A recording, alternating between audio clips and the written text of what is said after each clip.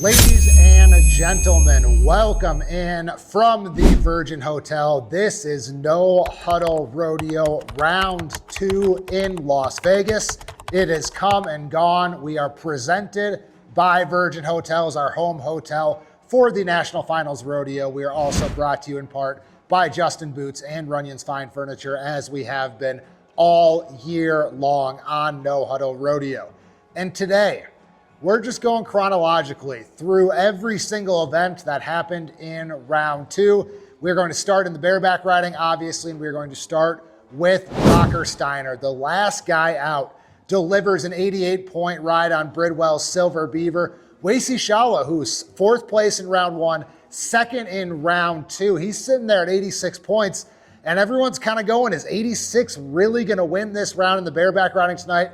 Rocker Steiner says, no, it is not. 88 points. He gets to take the victory lap. Kind of a weird victory lap horse for him there, but gets the 88 points. He admitted afterward he was a little bit scared of that horse. He had what happened in round 2 ringing in his head from last year when he got bucked off, and that ultimately not placing in the average, only riding 9 horses, is what did him in the world title race. Dean Thompson beat him by about $18,000.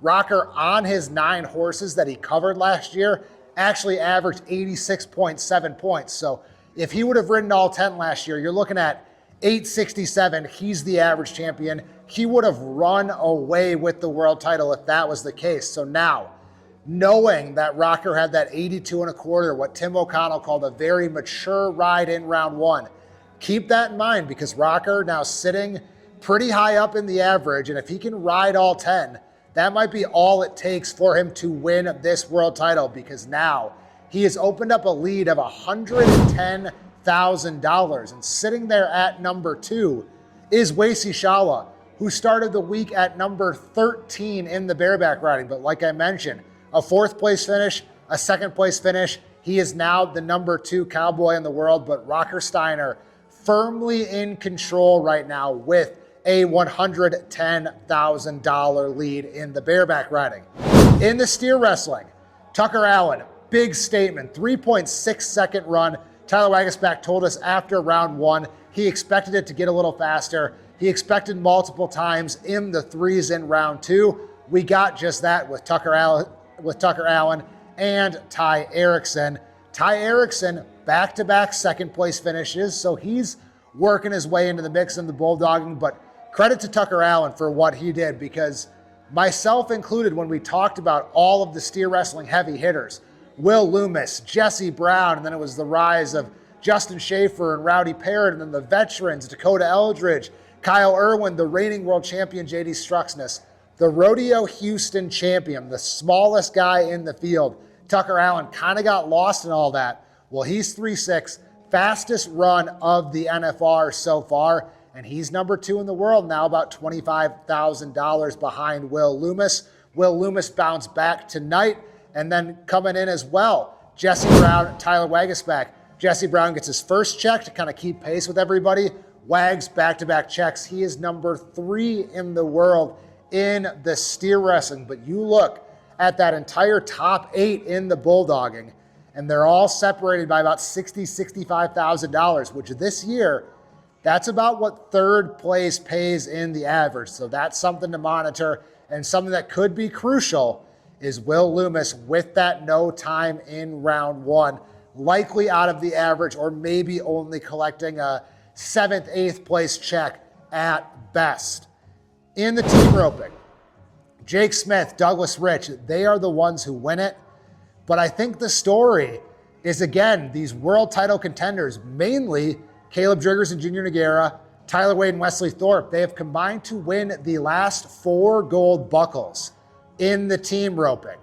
But they have not really showed up yet. Wade and Thorpe, another no time. They're quickly falling out of this thing. And who is taking advantage? It is Andrew Ward and Jake Long. Andrew Ward, now number 2 in the world, as is Jake Long. And if you listen to any of our No Huddle Rodeo previews prior to the NFR, you know we were quick to point out Caleb Driggers led on the head side by about $15,000. Junior Nogueira led on the heel side by about $35,000. Now we have found ourselves in a situation where Driggers no longer leads on the head side. Tanner Tomlinson, who he and partner Travis Graves picked up a second consecutive fifth place check. Tanner Tomlinson now leads the headers.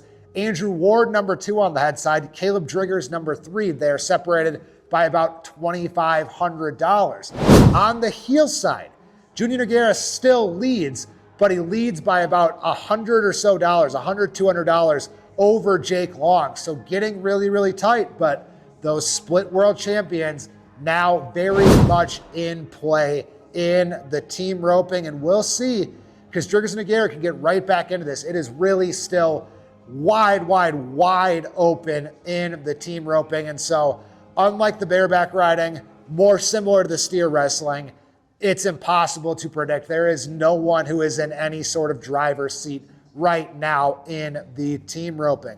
In the bronc riding, we've got someone slowly developing, slowly finding themselves in that driver's seat, and that is Damian Brennan. He was 86.5 points last night. That did not get him a check in round 1. That was the winning score in round 1 last year. So Damian Brennan out of the money at 86.5 this year. That's what Zeke Thurston wins round 1 with in 2024. Similar story tonight. Took 85 3/4 to get a check, but 4 rides of 88 1/4 or better. Stetson Wright and Zeke Thurston are tied at 89 until Damian Brennan comes in as the last guy out. 90 points to win the round. The first 90 we have seen in the bronc riding. And now you look at the world standings, because Ryder Wright has that lone splitting 5th and 6th place check so far.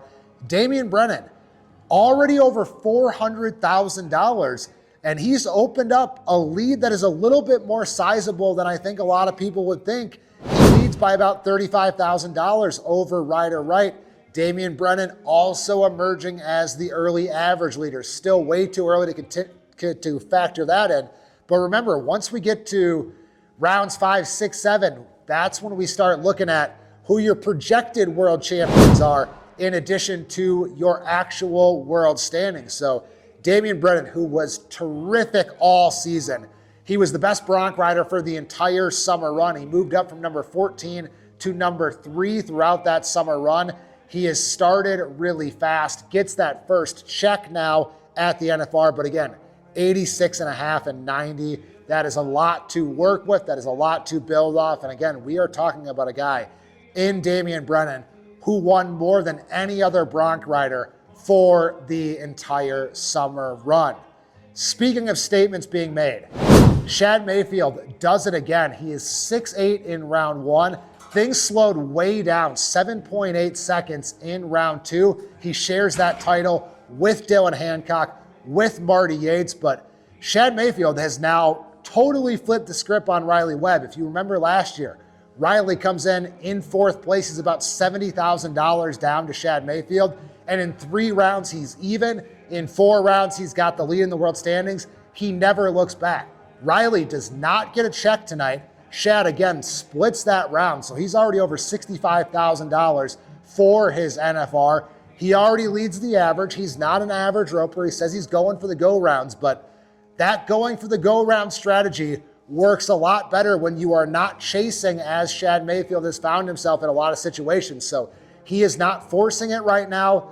He seems very at peace with what's going to happen, what might happen, what Riley's doing. You can tell that he's kind of aware of everything. He's aware of the struggles, what people have said about him, kind of his relationship, his back and forth battles with Riley Webb. I don't know if it was winning the all-around last year or having a pretty good NFR, although he doesn't consider it a good NFR, but there's something that's different in his demeanor where he is very relaxed. He is very in control, and he feels really confident. He looks really smooth, and now Riley leads him by about $1,500, but Shad Mayfield has worked himself into the early projected world champion. And as good as Shad Mayfield has been, based on what Riley has done winning those last 2 world titles, I don't think anyone expected it to be quite the dead heat that we've already found ourselves in. So Shad, the one this year, coming from $50,000 down. Like I said, he's really flipped that script on Riley Webb. Very curious to see what happens in round 3, because I really think rounds 3, 4, and 5. That's going to set the table for who needs to do what. And if Shad can even win just one more go-round in the next 3, he's going to put himself in a very, very good position, a different position than he has been in the last 2 NFRs when battling with Riley Webb. I mentioned Marty Yates, go-round machine. He split that win as well with a 7-8. And Dylan Hancock, this kid, terrific regular season. He comes in number 5. He finished last year number 6. He's now won 3 of his last 5 go-rounds at the NFR. So now we're looking at Riley Webb number 1, Shad Mayfield number 2, and those guys who split the round, Dylan Hancock in at number 3, Marty Yates now number 4 in the tie-down roping. In barrel racing, same round 2 winner that we had a year ago. Haley Kinsel and sister once again, 13.53 seconds. Not only does Haley win it, Cassie Mowry down there at 6th. So her and Haley Kinsel basically in a dead heat now. If that sounds familiar, obviously going into round 10 of last year's NFR, that is what we saw. But sister calm, controlled, Haley knows it, and just really interesting talking with her about the preparation that she has with sister, because she trusts sister, which we know, but to hear her say sister's last run on a barrel pattern before the NFR was at the Governor's Cup. She focuses on the little things with sister. She never goes fast when preparing her. And she has said since about 2021, she has not made any actual practice runs with 3 barrels with sister prior to the NFR. So again, that relationship continuing to pay dividends. Sister getting the 2-a-day workouts. Haley knows exactly how she feels. She wins the round, and now she has a good opportunity, as she had coming in, to win that 5th gold buckle after finishing as the runner-up a year ago. Then, the bull riding, ending with a bang once again. They only rode 1 of the first 8, then they completely changed the narrative down the stretch. Stetson Wright, your round winner, 89.5 points, follows up his 89 3/4 from the night before. He mentioned in round 1, watching Kai ride really got him fired up. Well, this time, he got to watch Kai ride, he got to watch Wasey ride. And then he goes and bests both of them. So Wasey, 88.5 for the second straight night. Kai, 88.25. Then Stetson comes over the top of them, 89.5. And how would you like to be Kai Hamilton and Wasey Shala right now? Because this goes to show you how hard it is to win this bull riding world title, how hard it is to compete with Stetson Wright. Because Stetson Wright now has $527,000. Wasey Shala has $489,000. Wasey has made 2 bull rides, both 88.5 points. He surprised some people, myself included. I didn't think he would be able to compete with Stetson for all 10 rounds at the NFR. That remains to be seen. But if you're Wasey Shala, you enter as the world number 1. You make 2 rides of 88.5 points. And suddenly you look up and you're down about $40,000 in the world standings still, because Stetson Wright has been that good. He has already won $72,000 in the bull riding in just 2 nights. And so it just goes to show you how tough it is, because again, we're talking Stetson, Wasey, Kai, all 2 for 2. If you're Kai Hamilton, who was down about $40,000, $35,000 to Stetson Wright, you're now down over $100,000 after this. He's down at $402,000. And all Kai Hamilton's done is be 86 and 88.25 on his 2 rides. So I hope they all keep riding. But to me right now in the bull riding, it's really just a race to 4 or 5 bulls to continue to apply the pressure. Stetson already at $527,000. And remember, Kai has that record. It's about $599,000. We could see Stetson Wright 600, 650, maybe 700,000 in the bull riding this year. And we could see Wasey Shala and Kai Hamilton potentially join him at over $500,000, $600,000 themselves. So just a tough draw for the other 2 of the top 3 in the bull riding. Again, Wasey and Kai doing everything they can, but Stetson Wright has just immediately put on the Superman cape. First in the bronc riding night 1, first in the bull riding night 1, split second in the bronc riding night 2, wins the bull riding on night 2.